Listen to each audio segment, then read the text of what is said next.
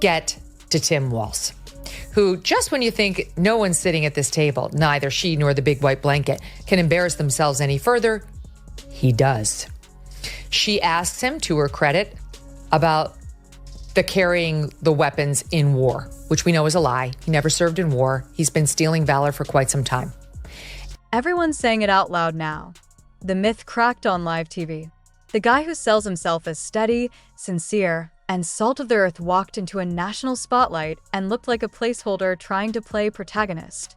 One that I will point out that I think is really important, really came at the very end of the debate, that I wish the moderators, had they been fair and neutral, that they would have focused on, because it is a very serious issue that we're facing, which is censorship under Kamala Harris that we've seen over the last 4 years. We have hard evidence that this has been taking place.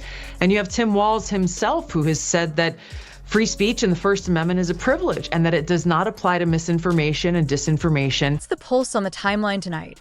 And yes, this is about Tim Walz, the exchange that set the room buzzing, and the string of claims and contradictions that critics say finally snapped under pressure. The media has zero interest in not one, not two, not three, but 4 vets who actually served with Tim Walz coming forward to say he's a coward and he abandoned them at their greatest moment of need. Zero coverage from New York Times and CNN and Washington Post.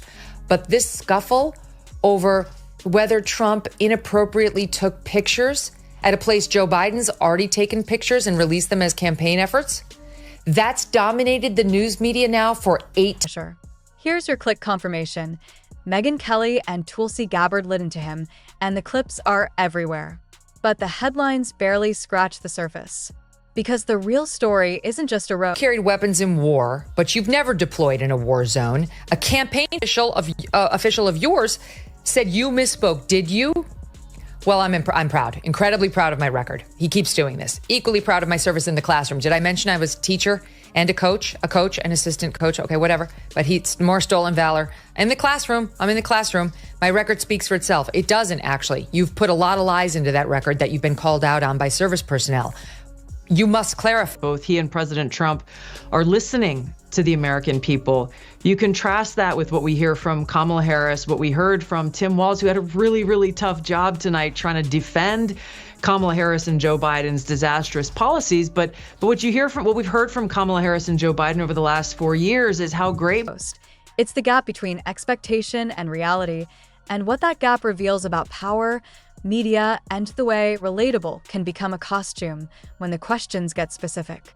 You're going to hear the moments that made people wince, the allegations his critics keep repeating about service and speech. Wants to be there. Who's vetted Tim Walz hard back in 2018 when he was trying to elevate from congressman to governor, and he did it successfully. And here's the headline: former National Guardsman, Tim Walz is misleading the public about his time in service. I'm going to read you some excerpts.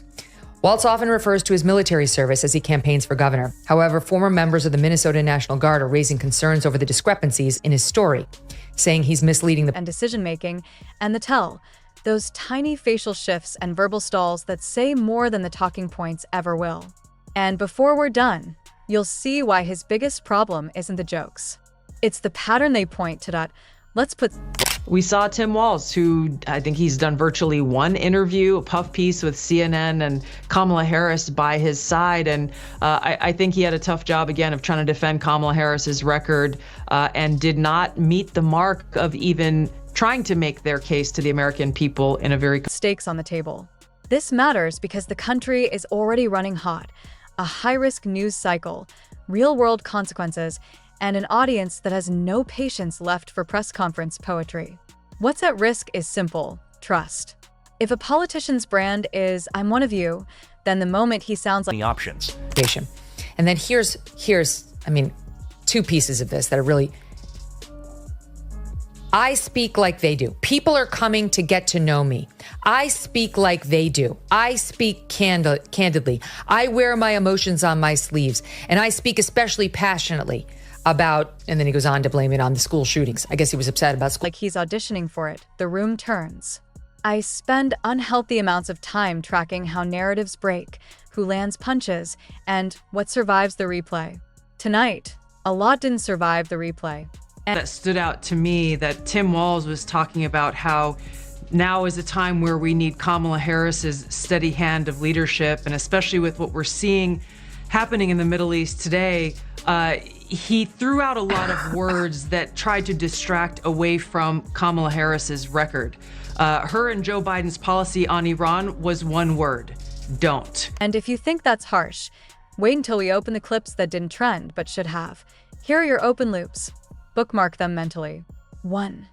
The veterans versus the narrative, why critics keep bringing up service claims, and how his answers keep widening the crater. 2. The free speech tangle. This woman should be in jail. Literally, Hillary Clinton should be behind bars. And so should the people who worked for her who did this. This is so blatantly corrupt. She wanted to distract from her email scandal. She cooked up a plan to accuse Trump of being a Russian agent in order to distract from her own legitimate scandal. She made up a scandal about Trump being a Russian.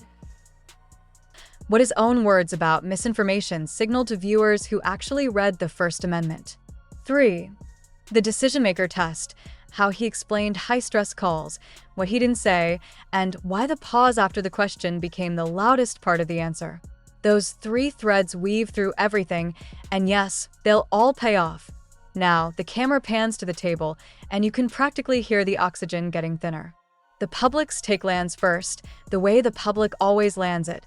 Not with footnotes, but with feel. People aren't quoting policy PDFs. They're quoting the vibe. And the vibe was, why does this sound like a book report on a book he didn't finish? Kelly doesn't come in with adjectives. She comes in with scalpels. Gabbard doesn't pile on. She peels back. It's a style thing, but it's also a substance thing. When a politician's answers zigzag from, "I'm incredibly proud of my record," to a word cloud of classroom, community, emotions, and "I speak like they do," the follow-up question becomes unavoidable. Speak like who? Exactly. When the specifics come knocking, let's start with the second best point first, the media fog. Context. Critics say multiple veterans who served alongside him have questioned how he's framed his service, and they're frustrated that the biggest outlets seem more energized by whether the other guy took the wrong photo at the wrong place. Application.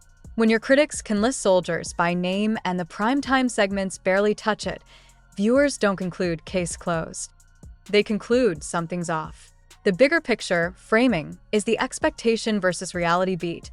We expect journalism to chase the complicated thing. We get journalism obsessed with the shiny thing. That disconnect doesn't clear him, it just feeds the suspicion machine, and suspicion is undefeated in an election year. Mini cliffhanger. Hold that thought about selective scrutiny because it returns when we get to the China story and the knucklehead defense. Now for the strongest point, the service narrative, the one that pulls oxygen from every other sentence. Context. The allegation from critics is not that he never wore a uniform.